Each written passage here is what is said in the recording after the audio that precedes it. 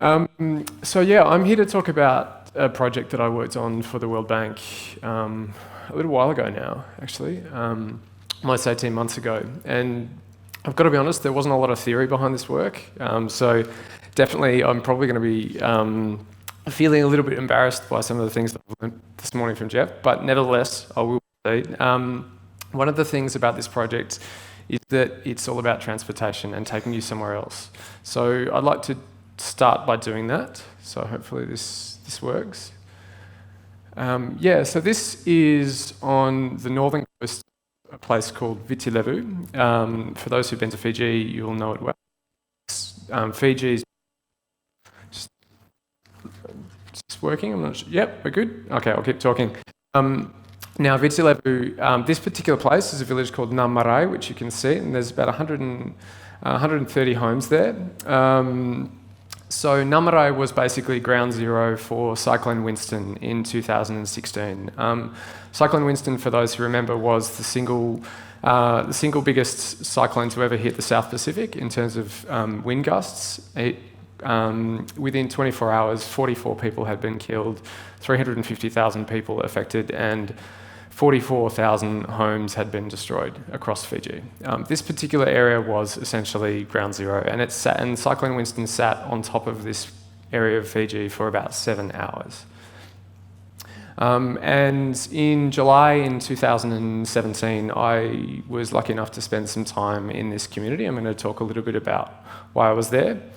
So let's go to the next one, hopefully. Yep. So I was there essentially because the World Bank was asked to work on a project that I'll tell you a little bit more about, and I was there to gather some stories for the World Bank and about the recovery from Cyclone Winston, but also a way forward. And one of the people I met in my time in that area was a man called Rupeni, who you can see here.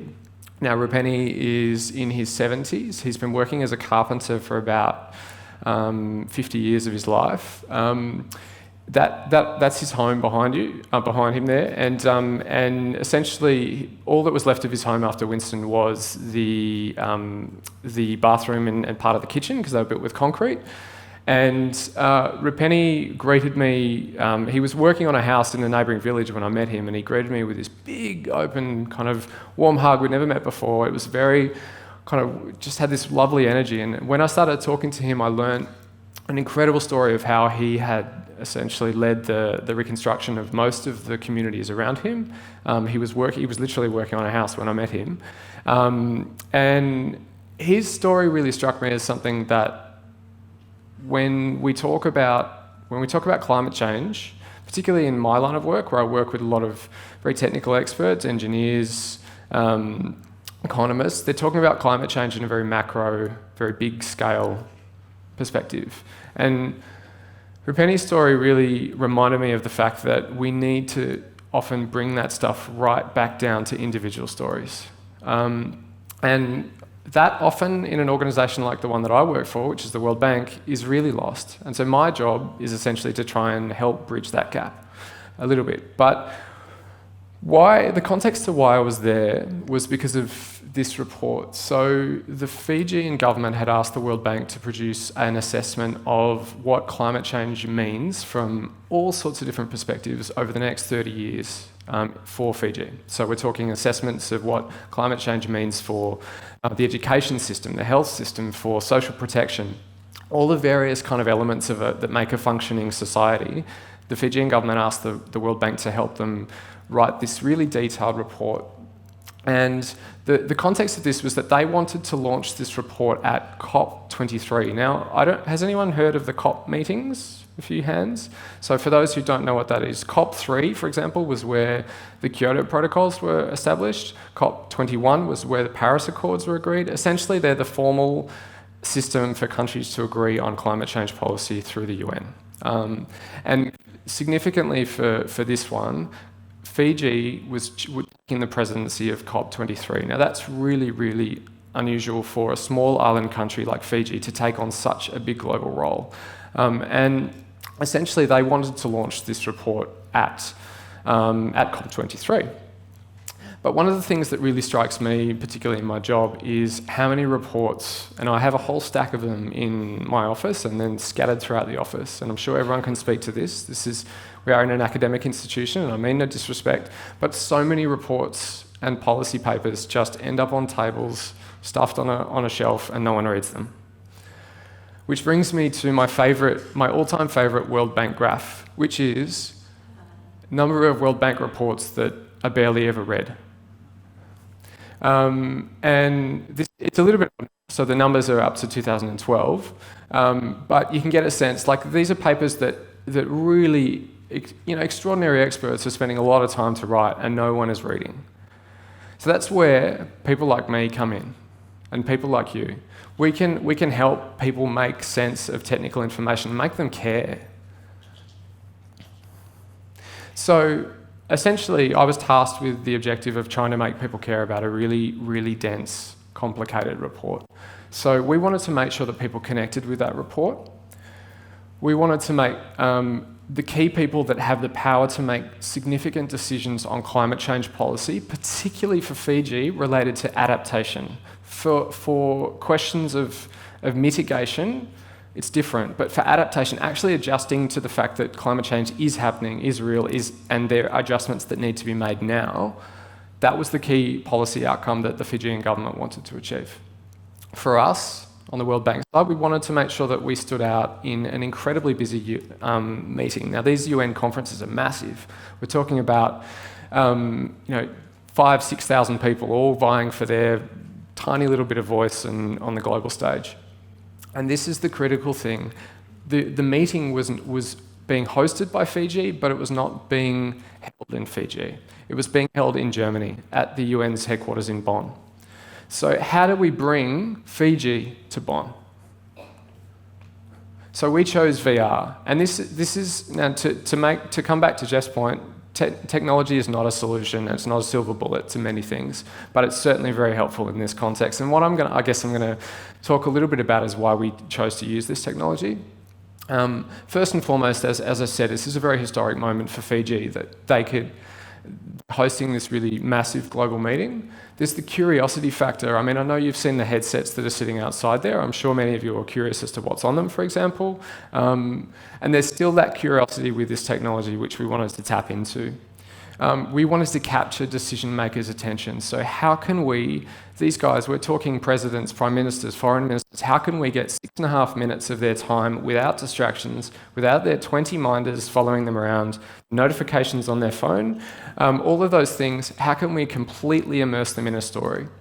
And that idea, again, that we wanted to transport people from Germany to Fiji. This was a conference centre in Germany in winter. It could have been anywhere else. The aircon was up.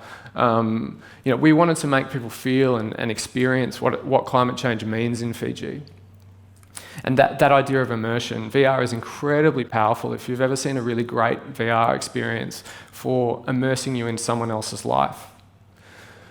So I'm going to run you through a little bit of what we did to produce this film. So we essentially spent a week before we shot a single thing. We just drove around and met people. It was one of the most joyous weeks of my working life, truly. Drove all along the top coast of Ita-Levu and then to the south coast of Vanua-Levu, meeting communities who had climate change, some level of climate change experiences, some through Cyclone Winston, others through sea level rise. That's a really typical photo of what we were doing that week. A lot of sitting around talking, a lot of it.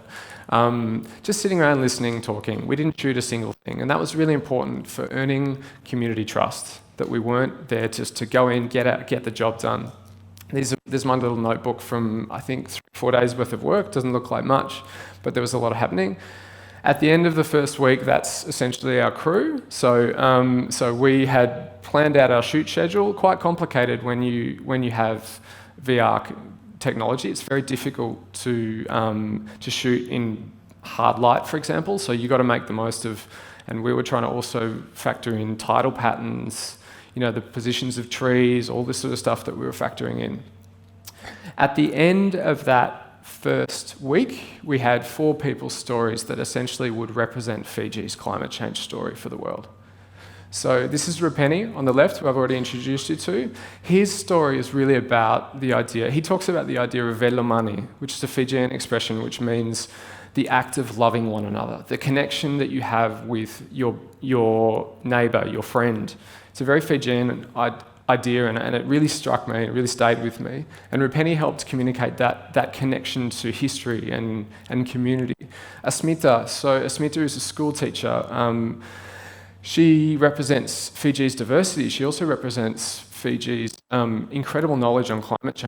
It's remarkable when I sat in one of Asmita's class, her depth of knowledge that she was sharing with her primary school kids about climate change was really, really amazing. And speaking of the kids, this is Catalina. So the third face in front of you, she represented the next generation, what Fiji's future could look like. And finally, that's Ravolita. So Ravolita, his story was really about livelihoods. How were people going to continue their livelihoods in a climate-affected country? You can see he's living, from the photo, he was living in a tent at the time that we met him. And their stories were essentially the stories that were brought and presented to the world at COP23 as one of some key faces of climate change in the country. So just going to show you a few stills from the production, but this is our shoot, essentially. That's what a VR shoot looks like, in case you're wondering. You have to find a wall or a car or a tree to hide behind, because there's no behind the camera. The camera is all around you. This is our kind of opening shot, and I've got a copy of the film here if you want to watch it in a headset, but that's when we're at high tide in Vunasavi, and this is one of the communities where homes have already moved due to sea level rise. We're not talking about something that's going to happen in 20 years' time, we're talking about something that's already happened now. This is post-production. That's me about 2 days before we all left for Germany signing off the final film. It was a very relieved face from me. That's us recording audio, some final shots. Post-production is a very long, arduous process in producing VR content. And that's the final film's poster. It was a bit of a labour of love for a lot of people, this project. But what I really want to get at today is what I kind of touched on at the start of this, which is the idea that information and data, it doesn't mean anything. How many times are we bombarded with numbers and facts every single day? I mean, I'm sure it's been measured. For me, the idea of this project was really about connecting the two parts of our body that I think affect the way we take action. And there's no theory behind this, by the way, I'm sure that can be debunked. But our head is how we digest information, and our heart is how we make emotional thoughts, and we make emotional decisions based on those two things. If you can bring those two things together, that's the sweet spot. So what we did was we were essentially we were doing our story gathering at the same time the research team were doing their work, and we were meeting 2 or 3 times throughout that process to try and make sure that there was full integration across the project, so that when people are reading their report, they're hearing the stories as they're reading the report. They're not a little add-on at the end, as often is the case. And vice versa, the numbers and the facts that were being collected were driving that narrative. I think it's that Maya Angelou quote, which is always reminds me of this one, which is like, people won't remember how they made you, what you said or what you did, but how they made you feel, and that's what we wanted to tap into. So there was also a whole bunch of other stuff that went with this project. There was a website, there was a newspaper. So everyone that went and saw the film got this newspaper that expanded on the stories of the people involved. We had lots of fun setting up an exhibition space in Germany for this.